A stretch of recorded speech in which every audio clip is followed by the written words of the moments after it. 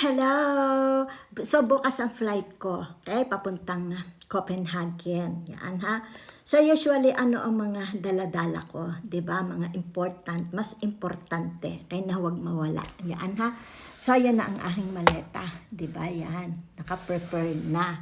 So, hindi pwedeng mawawala yung aking tinatawag na routine skincare. Diba? Yan. So, marami akong mga dala, di ba? Yan. Importante ito sa akin. Yan. Mamamatay ako pag wala ito. Yan. So, narito yung aking tinatawag na night cream, di ba? Morning cream. Yan. Okay. So, narito yung aking tinatawag na eye cream. Yan. Para laging bulaga yung mata ko. Di ba? Yan. So, narito yung tinatawag na, okay? Yan. Ito, hindi ito mask face, di ba? Scrub ito para maalis yung libag. Once or twice a week ginagamit ko ito, okay? Para maalis lang yung libag. Yan, ha? So, ano pa ang mga dala-dala ko?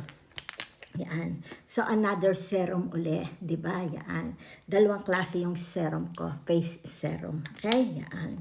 So, ano pa ang dala ko? Yan, ha? So, ito yung tinatawag evening perfume ko bago ako matulog. Yan, ha? Ganyan ako. So, ito sa isa pang bag, ano ang dala ko. Yan. Siyempre, di ba? Para hindi naman pupunta, palagi akong, yan, ha? So, nakikita mo dito may razor ako. Para sa legs, tsaka dito, shave. Yan, ha? Okay.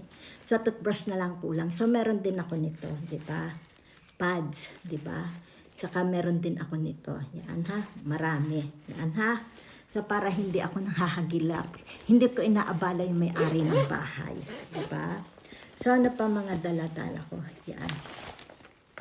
So, yung aking body cream. Yan lang naman ang gamit ko. Diba? So, ito naman yung tinatawag na hand cream. Diba? So, dalawa yung aking hand cream. Diba? Yan. So, ito yung tinatawag. Yan, deodorant. Diba? Yan. So, ito yung tinatawag na face wash ko. Diba? Yan, oil. Hindi ako gumagamit nung yung tinatawag gel. Oil ito, ha? Okay? Oil. Tapos, i-scrub mo yan sa mukha mo para matanggal lahat yung tinatawag na mga ano. So, panlagay ko sa buhok, pinaka-pomade ko. Diba? Yan. So, naririto yung aking night cream ulit. Yung SUV pang bahay. Diba? Toothpick. Yan, ha? Okay. So, ano pa? Hindi maaring hindi yan kasama kahit saan bansa ako naglalakbay. Okay? So, naririto yung tinatawag na pinaka-body shampoo ko. Diba? Yan. Bumibili ako para hindi ako nang aabala. Okay? So, meron ulit. Dalawang klase ang body shampoo ko. Okay? Yan. So, naririto yung tinatawag na face wash ko. Diba? Yan. So, meron ako nito. Lagi akong may dala niyan. Okay? So, ito, halimbawa, di ba? Pagkagaling ako sa labas, di ba? So, maghuhugas na ako ng mukha. Morning and evening, ito, di ba? Pinakasabon, di ba? Iba yung sabon sa mukha. Yan. Kailangan talaga gagamit tayo ng sabon ipang face. Ano ito, face cleansing. So, siya yung tinatawag oil, okay? So, ito ang pangbanlaw, di ba? Yan. Tinatawag na micellar water, okay? Yan. So, ano pa mga dala-dala ko pag nagta-travel ako na sa bag ko, di ba? Prefer ko yung bag na malalaking compartment, di ba? Hindi ako nagbabag ng mamahalin, di. Baka kasi ma-hold up ako. So, ang bag kong ito is tinatawag from England. Bigay ng hipag ko. Yan. Okay? So, yun kung magbigay sa akin, binibili talaga niya ako ng mga bags. Yan. Passport ko. Nandiyan, di ba?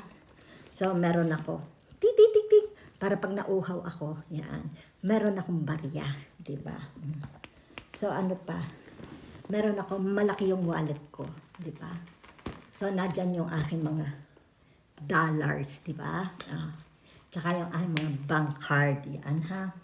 Isa lang ang bank card ko, di ba? Dalawang bank card ko, yung isa narito. Tapos yung isa pang travel din, okay? Pero yung isa hindi ko dinadala. Ball pen. Ano pa ang dala ko? Okay? Yan.